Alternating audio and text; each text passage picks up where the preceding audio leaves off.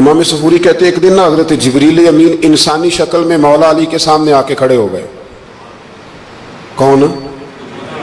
हजरत जिब्रील अलैहिस्सलाम। हजरत जिब्रील अमीन खड़े हुए इंसानी शक्ल में, तो कहने लगे अली ये बताइए कि जिब्रील इस वक्त कहाँ है? इंसानी शक्ल में मौला अली से पूछते हैं। तो कुछ जो आजकल हमारे शागिर्द रात पढ़ जाते हैं ना, तो वो जरा जल्दी करते हैं जवाब देने में। बड़ों को जब जवाब भी देना बुजुर्गों को, तो जवाब में भी आदाब का ख्याल होना चाहिए। अगर आपको सवाल आता भी हो तो फिर भी उसमें आदाब का ख्याल आप रखेंगे। आप फटाफट नहीं कह देंगे कि जनाब ये इसका जवाब है, ये मान है, फौरन नहीं आप कह देंगे, आप उसमें भी आदाब का ख्याल करेंगे। हजरत जिब्रील अमीन ने जब कहा ना कि बताइए जिब्रील कहाँ है, तो हजरत अली फौरन भी कह सकते थे आप ही तो हैं जिब्रील, ये फटाफट कह सकते थे, उसी वक्त सारी बात खत्म हो जाती। लेकिन बुजुर्गों से बात करने के कुछ आदाब होते हैं, कुछ तौर तरीके होते हैं जो इल्ला माशाअल्लाह आजकल लोगों में नजर नहीं आते। कुछ तौर तरीके हैं, कुछ सलीके हैं, कुछ जो है वो उसके खास नुक्ता नजर है, उसको समझना चाहिए। हजरत मौला अली शेर खुदा रज़ी अल्लाह तआला अन्हु से जब पूछा ना कि जिब्रील अमीन कहाँ है इस वक्त, तो हजरत अली ने पहले ऊपर देखा, फिर नीचे देखा, फिर दाएं देखा, फिर बाएं देखा, फिर आगे देखा, फिर पीछे देखा। जवाब फटाफट तैयार था कि आप ही तो हैं, लेकिन ऐसे जवाब नहीं दिया। फरमाने लगे जनाब ना तो इस वक्त हजरत जिब्रील मशरिक में है, ना मगरिब में है, ना शुमाल में है, ना जुनूब में है, ना 7 जमीनों में है, ना आसमानों में है। फिर भी ये नहीं कहा कि आप जिब्रील हैं। फरमाने लगे भाई जमीनों आसमानों मशारिक मगारिब में तो कोई नहीं, तो यहाँ आप जिब्रील हैं या मैं जिब्रील हूँ, दोनों में से एक है। तो हजरत जिब्रील अमीन मुस्कुराए, फरमाने लगे नहीं आप तो अली हैं, जिब्रील तो मैं ही हूँ, आप अली। देखे ना बहुत सारे लोग सवाल का जवाब देते हैं पर वो आदाब को मलूज़े खातर नहीं रखते। नबी पाक अलैहिस्सलाम ने एक दिन नमाज 4 रकतों की थी, तो हुजूर ने 2 पे सलाम फेर दिया। तो सहाबा से पूछा मैंने कितनी पढ़ी है, तो अर्ज करने लगे या रसूल अल्लाह ज्यादा पता तो आपको ही है, पर हमें लगता है कि आपने 2 पढ़ाई है। यहां ऐसे करता है कोई, सवाल ही नहीं पैदा होता। यानी 1 मिनट से पहले इमाम गजाली एक दरवेश के मुरीद हो गए थे, तो बहुत बड़े आलिम थे। आपको पता है आलिम आदमी का मुरीद होना, अल्लाह खैर करे, किसी करामत से कम नहीं होता, बड़ा मुश्किल होता है। वो किसी की गुलामी करे, वो बड़ा मुश्किल होता है, मतलब कठिन माहौल होता है। तो इमाम गजाली बैत हो गए, तो मुर्शिद ने पहला वजीफा ये बताया कि किसी पर अपने इल्म का इजहार ना करना।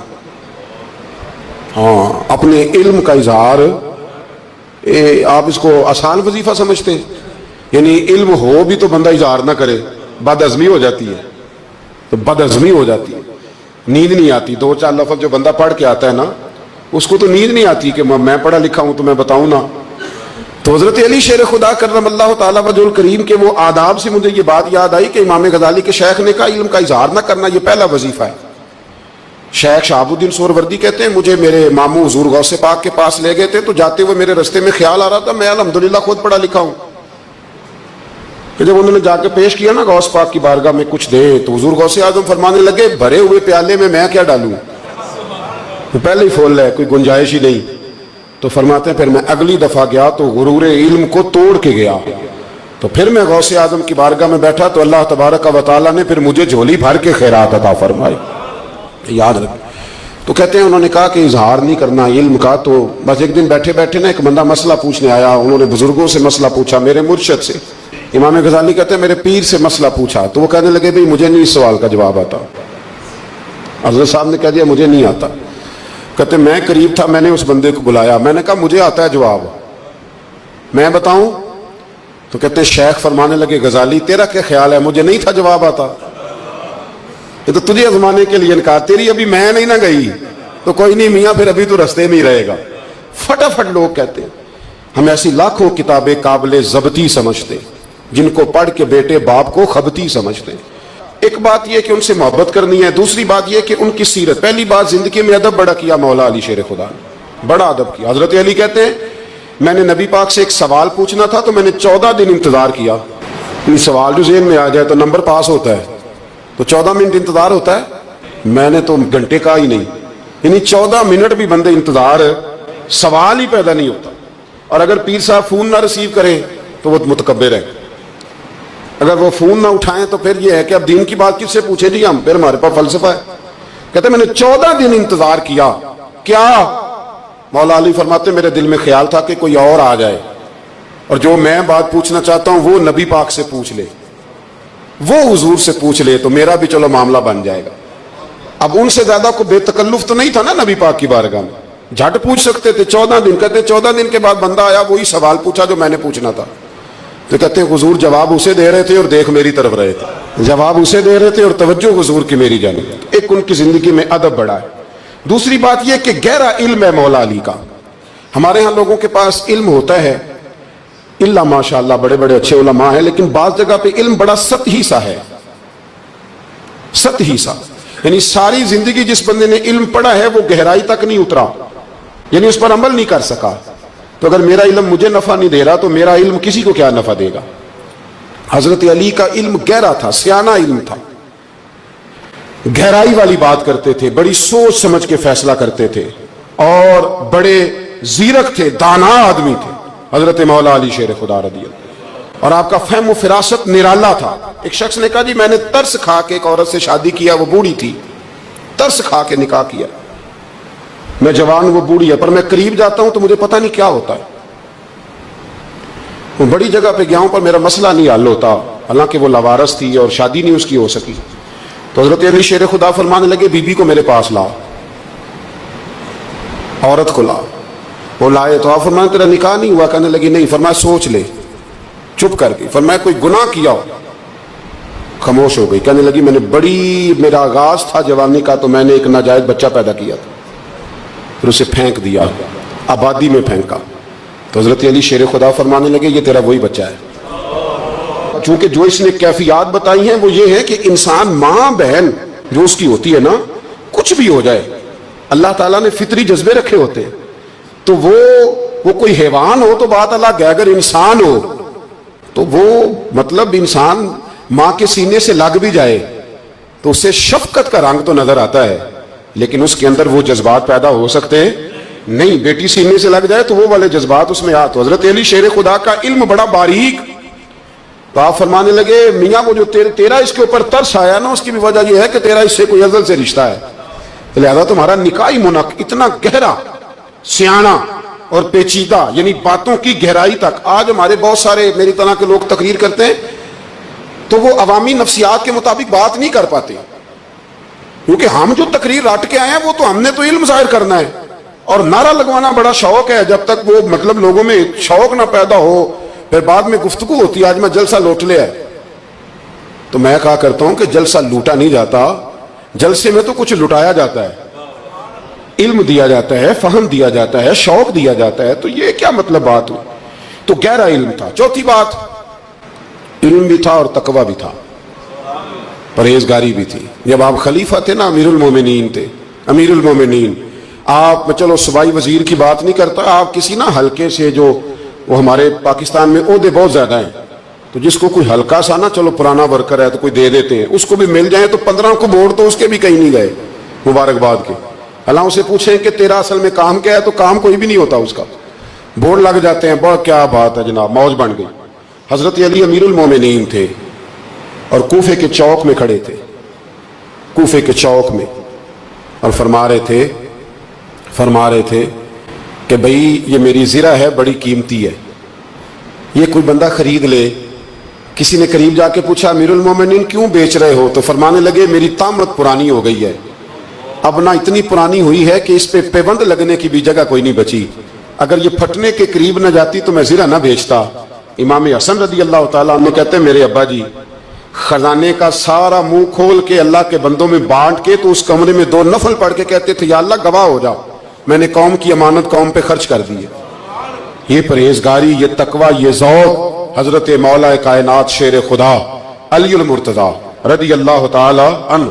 ہمارے ہاں نا ہم نے بانٹ دی ہیں چیزیں، یعنی کوئی بندہ زیادہ حضرت علی کے نعرے لگانے لگ جائے تو لوگوں کو شک پڑ جاتا ہے. تو ایک بندہ میرے کان میں کہنے لگا 2-3 دن سے یہاں علی علی ہو رہی ہے کان میں. اب بڑی جلدی ہمارے تھرمامیٹر والے لوگ بھی بڑے تیار بیٹھے رہتے ہیں. کہنے لگا 2-3 دن ہو گئے یہاں علی علی ہو رہی ہے. میں کیا دعا کر ہندی روے. تو کہنے لگا آپ نے کوئی وضاحت نہیں کی. میں کہ تینوں اصل وضاحت کی لوڑ نہیں, تینوں کسی اور شے کی لوڑ ہے. عجیب بیوقوف آدمی ہے بھائی. ان لوگوں کا تو رشتہ ہی کوئی نہیں مولا علی شیر خدا کے ساتھ. اور ہم جو ہیں ہم تو مرید ہیں مولا علی شیر خدا. اعلی حضرت فرماتے ہیں کہ حضور سے پہلے بھی جس کو ولایت ملی ہے وہ مولا علی کے صدقے ملی ہے, اور قیامت تک جسے اللہ ولایت دے گا وہ مولا علی شیر خدا کے قدموں کی خیرات کی برکت سے دے. ایک سلسلہ عالیہ نقشبندیہ ہے جو حضرت ابوبکر صدیق سے انسلاک کرتے ہیں, باقی تو تمام سلاسل کو سارا فیض ہی مولا علی شیر خدا سے. تو آپ یہ کیسی بات کریں گے کہ جناب وہ فلانے کا آپ. اور جی میں نے اسے کہا کہ شاید میرا دعویٰ کوئی نہیں, اور میری جو اپنی تھوڑا بہت مطالعہ ہے نا, میں انسائکلوپیڈیا ہوں حضرت عمر فاروق کا. مجھے جنون ہے حضرت عمر فاروق سے محبت کا, جنون ہے. اور میں نے ایک دفعہ سکیچ صرف ابھی بنایا ہے, تو شاید میں 2 جلدوں میں کتاب لکھ دوں حضرت عمر فاروق. یعنی شاید ان کے حالات پر کوئی ایسی کتاب جو دنیا میں چھپی ہو اور میں نے دیکھی نہ ہو, شاید وہ جس ذریعے سے بھی. اور آپ میری گفتگو سن لیں, شاید ہر دوسری بات میں حضرت عمر کی کرتا ہوں, لیکن ایک بات پکی ہے کہ مرید میں مولا علی شیر خدا کا. یہ بات میاں پکی ہے, اس میں شک کوئی نہیں نا. اس لیے کہ حضور کے بعد فیض مولا علی سے, پھر امام حسین سے, پھر امام زین. یہ ہمارے بزرگوں نے ہمیں شجرہ یہ دیا ہے. تو آپ وہ جو بات جہاں ہے وہ وہاں ہے. حضرت ابوبکر صدیق کے بارے میں جو شک کرے پکا بے ایمان ہے. پر اس میں تو بات پکی ہے نا کہ حضور نے فرمایا علی تجھے دیکھنا بھی عبادت اور تیرا ذکر کرنا بھی عبادت. تو خدا کے بندو علی علی نہ کریں, ہم تو مر جائیں. کوئی جگہ ہی نہیں ہے سوائے حضرت علی شیر خدا کے ذکر کرنے کے. تو یہ کچی کمزور باتیں نہ کرو. یہ کوئی عجیب بات ہے کہ جی وہ اگر علی علی زیادہ کیا تو کوئی فلانے طبقے سے تو نہیں. تو یہ ایسی کمزور بات آپ کیوں کرتے ہیں میاں؟ یہ آپ عجیب, آپ نے بیعت چھیڑ دی لوگوں نے. تو یہ کوئی ایسا مسئلہ نہیں. زندگی میں یاد رکھو, جس کی زبان پہ علی علی زیادہ رہتا ہے نا, اس کی زبان پہ نبی نبی بھی زیادہ ہی رہتا ہے. ختم ہو گئی بات. تو ان چکروں سے باہر آئیں, آپ باہر آئیں ان چکروں سے. اور اسی طریقے سے میں نے کہا تھا کہ ہم کوئی ترازو لے کے نہیں بیٹھے ہوئے کہ فضیلت کس کی زیادہ ہے. اما عائشہ صدیقہ جو ہیں وہ مومنوں کی ماں ہیں, اور اس میں کوئی دوسری رائے نہیں کہ اس خاتون کے امت مسلمہ پر اتنے احسانات ہیں کہ دنیا گن نہیں سکتی. لیکن یہ ہے کہ رسول کریم نے فرمایا کہ فاطمہ میرے جگر کا ٹکڑا ہے. اب میں ترازو لے کے بیٹھ جاؤں کہ حضرت فاطمہ کی شان زیادہ ہے یا حضرت عائشہ کی, تو میں بیوقوف ہی ہوں نا. اس لیے کہ یہ میری ذمہ داری نہیں, یہ تو بات ان کی ہے نا. میں نے ایک بات سنائی تھی آپ کو پیر سید فیض الحسن شاہ صاحب کی, عالم شریف والے. پیر صاحب سے کسی نے پوچھا کہ حضرت فاطمہ افضل ہیں کہ سید عائشہ؟ تو آپ فرمانے لگے پہلی بات تو یہ کہ تجھے یہ سوال ہی نہیں کرنا چاہیے تھا, اور اگر تو نے کر لیا ہے تو پھر جواب سن لے. فرمانے لگے فاطمہ زوجہ ہیں حضرت علی کی, اور عائشہ زوجہ ہیں نبی پاک کی. تو علی کی زوجہ نبی کی زوجہ سے افضل نہیں ہو سکتی. اور پھر فرمانے لگے عائشہ بیٹی ہیں ابو بکر صدیق کی, اور فاطمہ بیٹی ہے مصطفیٰ کریم کی. تو ابو بکر کی بیٹی نبی کی بیٹی سے افضل نہیں ہو سکتے. وہ بندہ کہنے لگا حضرت جی رزلٹ کیا نکلا؟ کہنے لگے گھر جا کے کٹ دا رہی تینوں گل دل چھڑی ہے, اب تو گھر جا اور رزلٹ گھر جا کے نکالتا رہے. میں نے تو تجھے نا بتا دیا ہے کہ جو اصل بات ہے وہ یہ ہے کہ ابو بکر صدیق کی بیٹی نبی پاک کی بیٹی سے افضل ہو سکتی نہیں, اور علی المرتضیٰ کی زوجہ نبی پاک کی زوجہ سے افضل ہو سکتی. باقی جا تو نتیجہ گھر جا کے نکال, نتیجہ گھر جا کے نکال. تو ہمارے بزرگ تو اس لیول پہ سوچتے, اس لیول پہ. حضرت عائشہ صدیقہ رضی اللہ تعالیٰ عنہ اگر گھوڑے پہ بیٹھتی تھی نا تو مولا علی لگام تھام لیتے تھے, ماتے تھے یہ ماں ہے مومنوں کی, یہ ماں ہے مومنوں. آپ کیا بات کرتے ہیں؟ حضرت عمر فاروق کو کبھی حضرت عائشہ بلا لیتی تو کانپتے ہوئے حاضر ہوتے. ماں ہے مومن. کچی باتیں چھوڑ دے, عشق کرے تو کھول کے کرے, ڈر ڈر کے نہ کرے.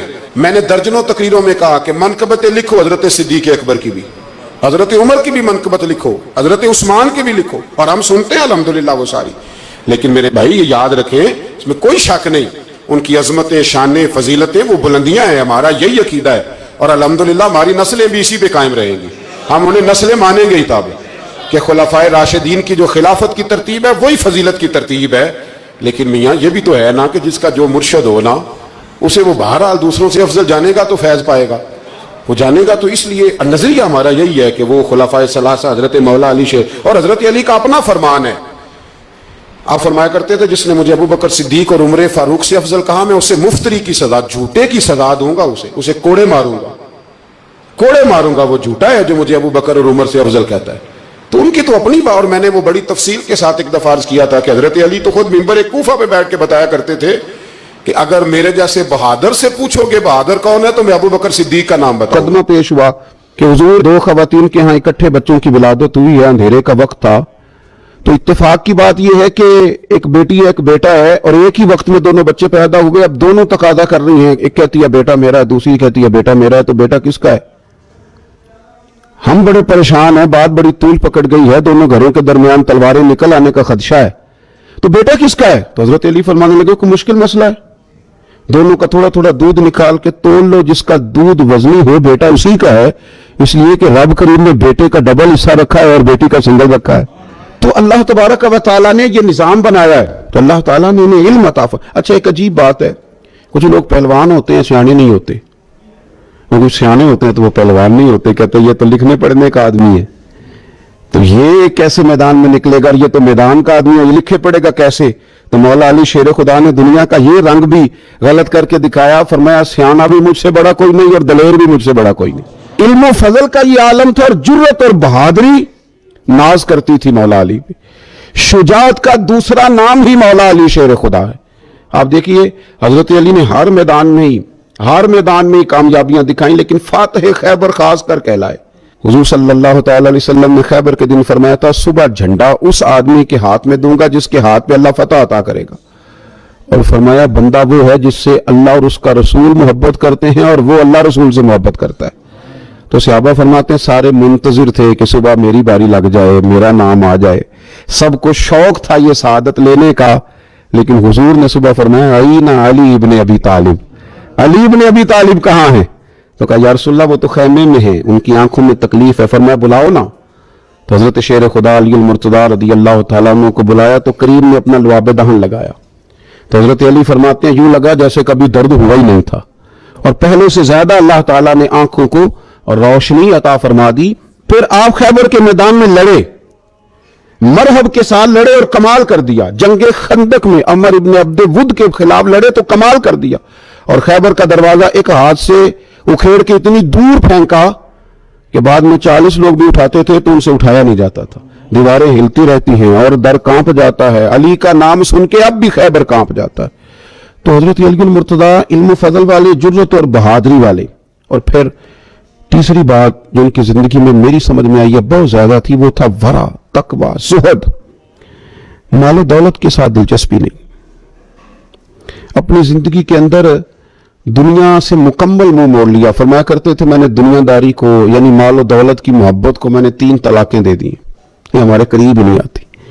امیر المومنین ہو کے کوفے کے چوک میں کھڑے ہو کے اپنی زرہ, یا بعض نے لکھا تلوار بیچ رہے تھے, کوئی خرید لو کوئی خرید لو. اس تلوار کے ساتھ میں حضور کے ساتھ جنگ میں شریک تھا.